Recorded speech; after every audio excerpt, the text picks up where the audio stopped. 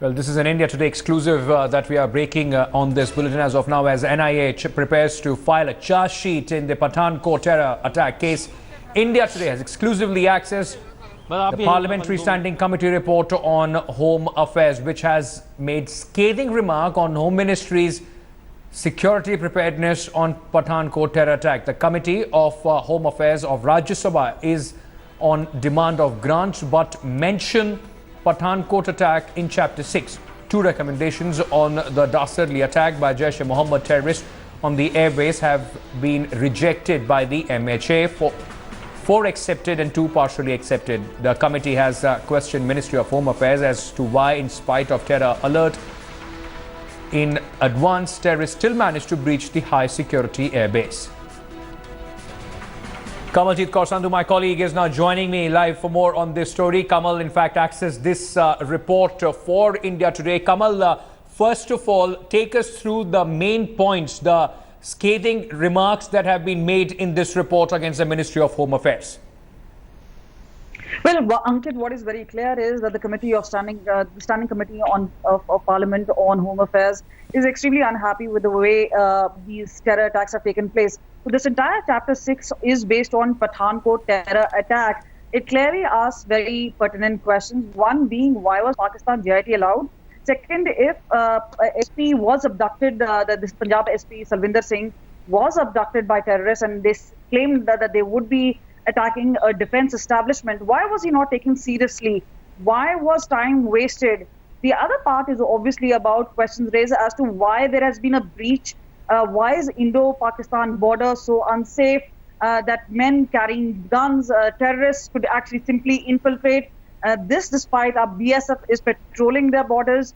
This despite that there is a high quality surveillance which is happening there. So many pertinent questions being raised out here. The Ministry of Home Affairs tried to explain to them on various steps taken, Kamal, including the number Kamal, I just request you to stay on. We also have Mr. Majid Menon on the phone line on this. Okay, we have lost him on that line. Kamal, please continue. You were telling us about the main features. Also, I would like to understand from you that there was some confusion as well as the Home Ministry is concerned in the number of terrorists as well. Initially, Rajnath Singh said something else, the Home Minister, but in the Parliament they came down and gave a reply in which they said 4 terrorists were in fact involved in this. This doesn't look well as far as the Ministry of Home Affairs is concerned. Well, absolutely, Ankit. There has been a number of flip-flops as far as Ministry of Home Affairs is concerned. This obviously, first they were backing the NSG, who mentioned that there were 2 other terrorists. That is how there were 6 terrorists. Perhaps even the NI was in a bit of a limbo as to what to do. Finally, a call was taken and they will be naming only 4 Jaish-e-Mohammed terrorists. This obviously is going to be part of the NI charge sheet. But what is more particular is that there was a difference as far as the NIA and even the BSF is concerned. And remember, the BSF formally never did say that just stay on with me. Just stay on with me. Majid Menon is also on the phone line with us. Sir, thank you so much for speaking to India Today. This report that has been exclusively accessed by my colleague Kamaljeet Kaur Sandhu, it has some very scathing remarks as far as the Ministry of Home Affairs is concerned. It talks about how, despite a terror alert that was sounded off by the intelligence agencies, it seems that the ministry was not prepared. The security was not up to the mark. It has also raised many questions in the SOPs and the way this entire episode was handled. Which report are you talking about? Sir, this is a report that in fact has been by the Parliamentary Committee and this in fact by the Standing Committee of the Parliament has prepared this report, and in Chapter 6 it very scathingly talks about the security preparedness of the Ministry of Home Affairs regarding the regarding the Pathankot attack. See, we are, as a member of the Parliamentary Standing Committee on Home Affairs, I am not entitled to speak it publicly because we have taken the oath of confidence, quietness. Now, I must tell you, however, that since this is, I think, the 5th attack in the span of a few months. And in 2016, we only questioned all the top officials of BSF, of other vice chief And we pointed them that what lessons have we learned, one after the other. If the intruders can come into our territory in the disguise during wee hours, so how can we prevent this? And what steps can be taken by us to ensure that we don't lose any further Jawans? But then, as far as the report is concerned, the chairman, Shri P. Chidambaram, was supposed to prepare this report, and once the report is prepared and then accepted by the committee and placed before the parliament, it is only thereafter that we can reveal the contents of such report. Otherwise, I have no idea about what the precise contents are. Mr. Menon, we do respect the secrecy and what you're saying, sir, but also as a parliamentarian, also a lawyer and a member of a political party, how do you see when the MHA comes out, initially gives a different assessment of this entire attack, says 6 terrorists were involved, later on the floor of the parliament says 4 were involved. It also shows about the kind of preparedness and the way this entire episode was handled. No, other than being a member of parliament or a member of a political party or a lawyer, as a citizen of India, I am concerned if these with high frequency attacks keep on taking place. We are told that at wee hours, the 3 terrorists jumped the wall taking the help of a tree. They came in disguise and then they attacked us and killed our Jawans. Now, if this is what has happened, we should have been cautious thereafter at least. Even after that, now such incidents are recurring, which is only suggesting that there is some lapse somewhere, and we need to plug the loopholes, which are enabling or rather allowing the enemies to come into our territory and with impunity keep on firing and killing our Jawans and even sometimes civilians. Yes. So we are very much concerned. We would want the Home Ministry and the Government of India to take serious note of these events, and all steps must be taken to ensure that no such incident occurs hereafter. Thank you so much, Mr. Menon, for speaking to us here on India Today. We are also being joined by Major General Ashok Mehta. Sir, this report of the Parliamentary Committee of Home Affairs of Rajya Sabha that has been accessed by India Today, it has raised many questions on the Ministry of Home Affairs. It says that despite a terror alert, the preparedness that was expected was not on the ground. Why was a joint Pakistan, ISI and investigation agency allowed the access to this airbase in the ensuing investigation? It also said that no lessons possibly seems to have learned from the former attacks. How would you like to react to this, sir? So I think it's very clear now that there are 2 ministries that are integrally involved.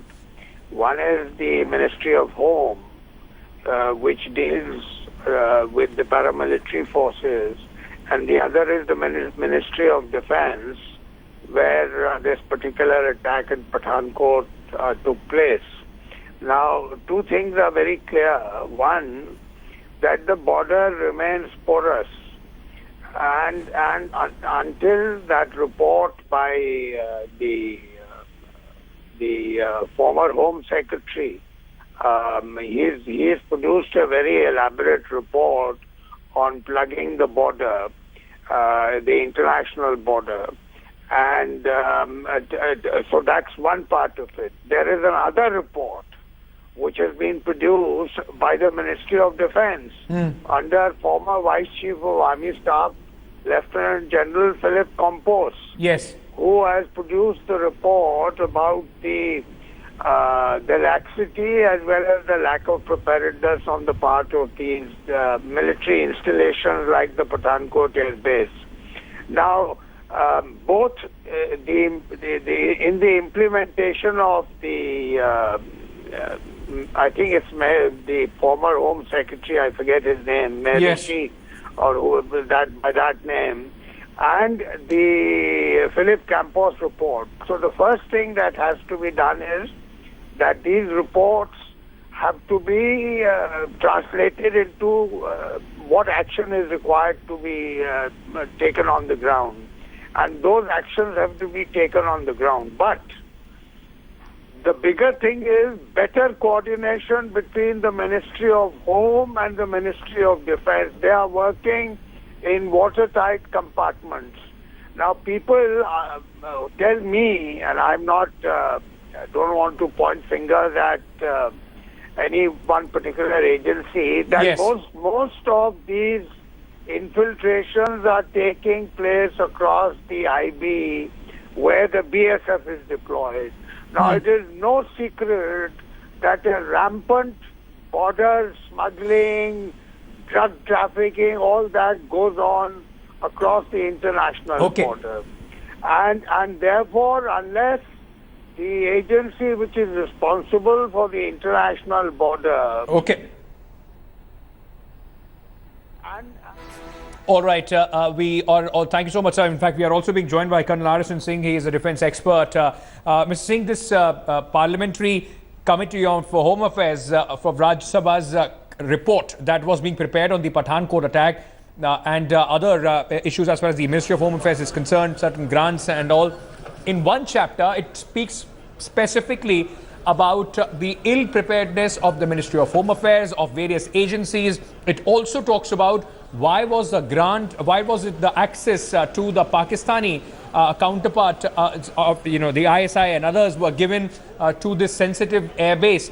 Sir, how do you react to this report, and also some sort of introspection as far as the armed forces are also concerned about the air bases and the way they have to be secured? No, I mean, let me divide it into three parts, essentially. I mean, this whole affair started with this crossing of border, that is the international border by the terrorists. And the story that developed after that. And, the jeweler part and the SP part of the story. And then, of course, I mean, this hijacking of vehicle and then, attack on the premises. And the third part you said was, of this investigating team from Pakistan. Now, look, as far as I'm concerned, this crossing of border and this, hijacking of the vehicle, I think it said everything. But I know that area very well. And when I say very well, it means very well. And it has been my good fortune to serve on that thing. That was my operational area, right from, Right. All right. We of course, thank all the gentlemen for joining us and giving their view on this exclusive news break by Kamaljeet Kaur Sandhu of India Today.